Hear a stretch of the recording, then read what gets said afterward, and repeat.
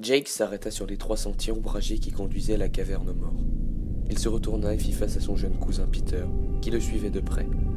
Les yeux de Peter paraissaient épouvantés, et ses taches de rousseur tranchaient sur sa peau pâle et couverte de sueur. « Où allons-nous » demanda Peter, tandis qu'il lançait des regards nerveux d'un côté à l'autre du sentier. « Tu le sais » répondit Jake en le fixant durement un long moment. « Allons, Jake. Tu plaisantes, n'est-ce pas » fit Peter. On aurait dit qu'il allait se mettre à pleurer d'une minute à l'autre. « Non, je ne plaisante pas » assura Jake. « Nous allons à la caverne aux morts. » Il leva un bras, cassa une branche d'arbre qui surplombait le chemin et fouetta l'air dans tous les sens. « Mais Jake » insista Peter, « tu sais ce qu'on raconte sur la caverne aux morts ?»« Je ne crois plus à ces vieilles histoires » répliqua son cousin. « Il n'y a pas le moindre fantôme dans cette vieille caverne. Rien ne va en surgir et nous attraper. Les parents racontent ce genre de choses pour faire peur aux enfants. » « Mais alors, si ces histoires ne sont pas vraies, pourquoi l'endroit s'appelle-t-il la caverne aux morts ?» demanda Peter. « Parce qu'un groupe de mineurs y a trouvé la mort lors d'un effondrement, il y a des années, » dit Jake en poursuivant sa route. « Allez, en avant !» Il jeta un coup d'œil par-dessus son épaule pour s'assurer que Peter le suivait. Celui-ci se trouvait juste derrière lui, comme toujours. Depuis leur enfance, Peter se comportait comme un vrai petit chien et le suivait partout. Jake n'avait pas projeté d'aller à la caverne aux morts ce jour-là. Il s'était seulement réveillé le matin, en sachant qu'il allait le faire. Les vacances d'été touchaient à leur fin et, à la rentrée, il voulait avoir quelque chose d'extraordinaire à raconter à ses amis. Et par-dessus tout, il voulait faire la chose que son père lui avait formellement interdite. Jake s'arrêta à nouveau pour s'orienter. La piste les avait conduits dans un bosquet de sapins qui masquait le soleil. Un vent venu de nulle part secoua tout à coup les branches de haut en bas, comme si c'étaient des bras énormes qui battaient. « Comment sais-tu où nous allons » demanda Peter d'une voix tremblante. « Ce doit être la bonne route, dit Jake. Papa m'a assez souvent recommandé de ne pas venir ici, et j'ai trouvé une vieille carte à la maison. La caverne aux morts y est indiquée à l'encre rouge foncée. Nous allons dans la bonne direction, j'en suis certain. » Jake repéra le sentier de l'autre côté de la clairière. Il trouva étrange qu'il existe encore. Après tout, personne n'était plus censé se rendre à la caverne aux morts.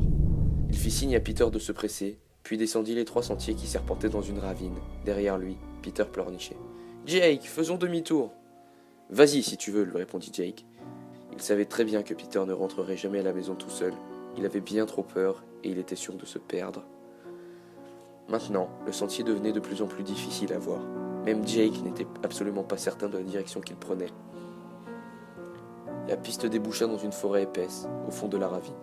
Sur le sol, les plantes étaient passées d'un vert brillant à un jaune verdâtre et pâle. Des champignons vénéneux poussaient autour de gros troncs d'arbres. Certains d'entre eux étaient parsemés de taches orange foncé. Jake leva les yeux vers les branches entrelacées des arbres sombres au-dessus de lui. Elles s'entremêlaient comme une toile d'araignée. Une odeur lourde, douceâtre flottait. Une odeur de pourriture. Et d'étranges insectes rampaient sur le sol humide de la forêt. Pour la première fois, Jake sentit un frisson de frayeur le traverser. Il songea au cauchemar qu'il avait fait au sujet de la caverne aux morts, depuis que ses parents lui en avaient parlé pour la première fois. Il passa une main sur son front et remarqua que ses doigts tremblaient. Avant d'être tenté de rebrousser chemin, il traversa rapidement l'étendue peuplée d'arbres, jusqu'à un mur de fougères brunes et jaunes. « Rentrons à la maison » gémit à nouveau Peter derrière lui. Mais il était trop tard.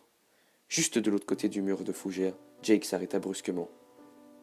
La caverne aux morts s'ouvrait dans la terre comme une bouche diabolique, juste devant lui. Jake sentit les doigts froids de Peter se serrer autour de son bras. « Nous y voilà » murmura Jake. Il plongea son regard dans le trou profond qui conduisait à l'entrée de la caverne. Il y avait quelque chose en bas, qu'il voulait absolument découvrir. Son père lui en avait touché quelques mots. La galerie renfermait quelque chose que personne n'avait jamais rapporté.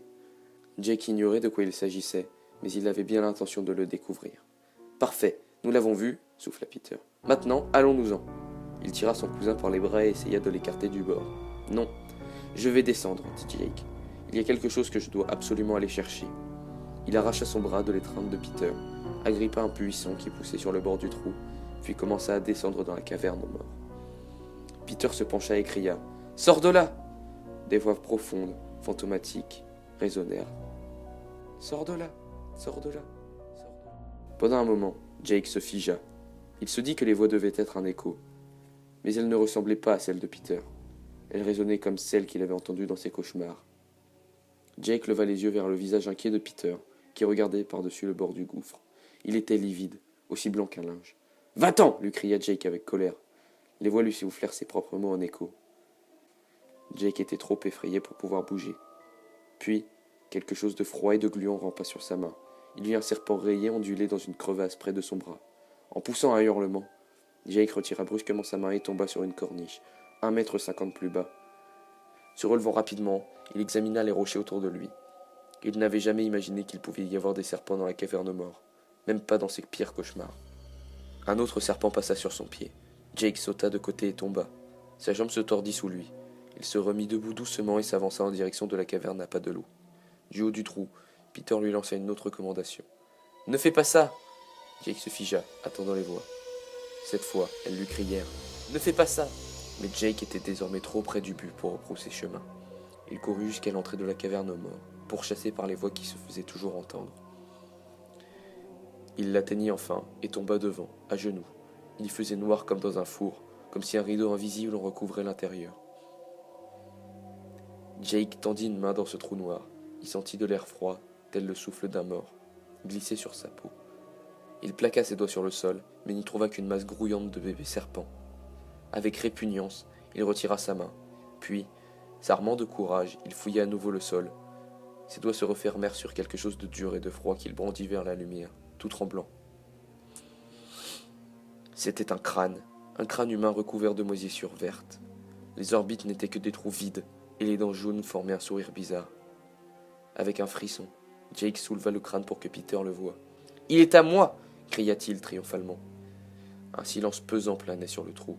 Jake regarda autour de lui et attendit l'écho. Puis il cria à nouveau. « Il est à moi !» Mais la caverne aux morts était aussi silencieuse qu'une tombe. Jake regarda à nouveau le crâne moisi qu'il tenait entre ses mains tremblantes. Comme il le fixait, les dents jaunes s'ouvrirent tout à coup en un large sourire macabre. Puis le crâne chuchota à Jake d'une voix moqueuse. « Non, il est à moi !» La dernière chose que Jake entendit fut le rire du crâne, se répercutant à l'infini sur les parois du gouffre. Puis une tonne de rochers s'écroula, ensevelissant Jake à jamais dans la caverne aux morts.